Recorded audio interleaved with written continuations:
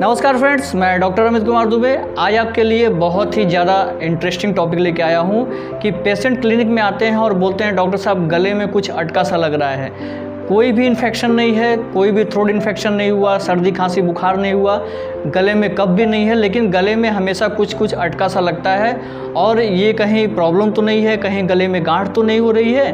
तो इसको लेके भी पेशेंट बड़ा ज़्यादा टेंशनाइज होते हैं, बहुत ज़्यादा स्ट्रेस लेते हैं। तो ऐसा है कि ये बहुत ही ज़्यादा प्रॉब्लम की बात नहीं होती है। इस टाइप की बीमारी को हम बोलते हैं ग्लोबियस हिस्टेरियस।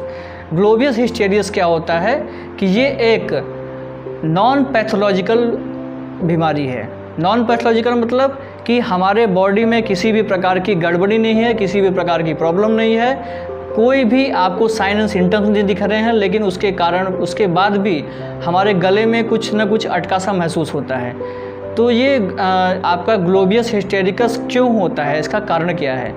तो ग्लोबियस हिस्टेरिकस का कारण जानने से पहले हम आपको ये जानेंगे कि ये गले में ही क्यों होता है। सबसे पहले तो ये होता है कि जो हमारी ट्रैकिया होती है, मतलब जो यहाँ से यहाँ तक की जो नली होती है वो काफ़ी हार्ड होती है, लेकिन ट्रैकिया के पास बगल में ही एक ओएसोफेगस होता है जो कि बिल्कुल सॉफ्ट और लचीला होता है। ये मांसल होता है, ये मसल्स का बना हुआ होता है और ट्रैकिया के अंदर रिंग पड़ी होती है।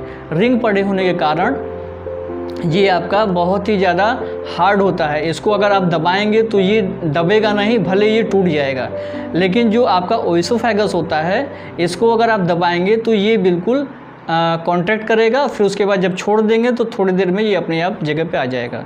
तो ये ओएसोफेगस में ही इन्फेक्शन होता है। इन्फेक्शन क्यों होता है कि जब कभी हम स्ट्रेस लेते हैं, जब कभी हम बहुत ज़्यादा टेंशन में होते हैं, तो उस टेंशन में होने के कारण दो प्रकार के हार्मोन्स हमारे बॉडी में निकलते हैं। नंबर 1 पे होता है एड्रेनलिन और नंबर 2 पे होता है कॉर्टिसोल। एड्रेनलिन जो निकलता है उसके कारण क्या होता है कि जो हमारा ब्लड प्रेशर होता है वो हाई हो जाता है। ब्लड प्रेशर हाई होगा तो जो हमारा पल्स रेट होगा वो भी हाई होगा, जिसके कारण हमें घबराहट और पसीना आएगा। तो हमें लगता है कि हमें घबराहट हो रही है, पसीना आ रहा है और कोई दिक्कत हो गई है, हमारे गले में कुछ अटक सा रहा है, कहीं ये कैंसर तो नहीं हो रहा है। ऐसा कुछ नहीं होता है। हम स्ट्रेस लेते हैं, उसके कारण एड्रेनलिन निकलता है और एड्रेनलिन के कारण ही हमारा ब्लड प्रेशर रेस करेगा, पल्स रेट बढ़ेगी और ये बाकी चीज़ें होती रहती हैं। एड्रेनलिन के साथ एक और हार्मोन निकलता है, वो हार्मोन होता है कॉर्टिसोल। कॉर्टिसोल निकलने से क्या होता है कि कॉर्टिसोल जब रिलीज़ होता है तो वो ओएसोफेगस को साइड टू साइड से थोड़ा सा कंप्रेस कर देता है, मतलब सेमी कॉन्ट्रैक्शन कर देता है। सेमी कॉन्ट्रैक्शन का मतलब है कि थोड़ा सा दबा देगा, मतलब कि ये थोड़ा सा दबा भी रहेगा और खुला भी रहेगा।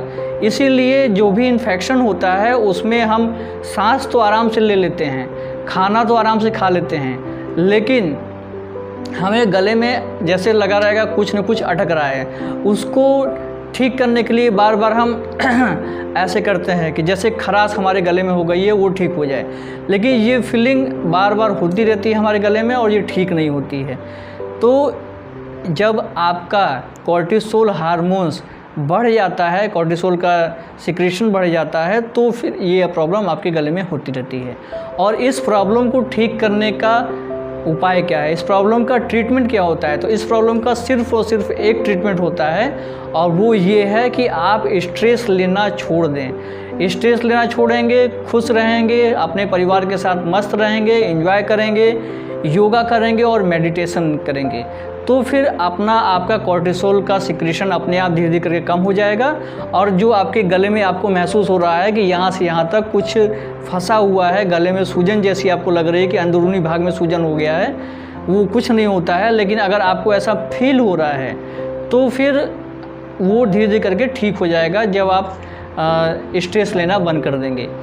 इसलिए मेडिटेशन कीजिए, योगा कीजिए, स्ट्रेस लेना बंद कीजिए, हंसिए, खुश रहिए और सबसे बड़ी बात कि डॉक्टर्स के पास जाके उनसे अच्छे से सलाह लीजिए, समझिए। उनसे जाके सिर्फ उस चीज़ की दवा मत लीजिए, उनको अच्छी सी अपने बीमारी के बारे में बिल्कुल पूरी डिटेल बताइए, तभी वो आपको अच्छी सी सलाह देंगे और ज़रूरत पड़ी तो मेडिसिन देंगे। नमस्कार।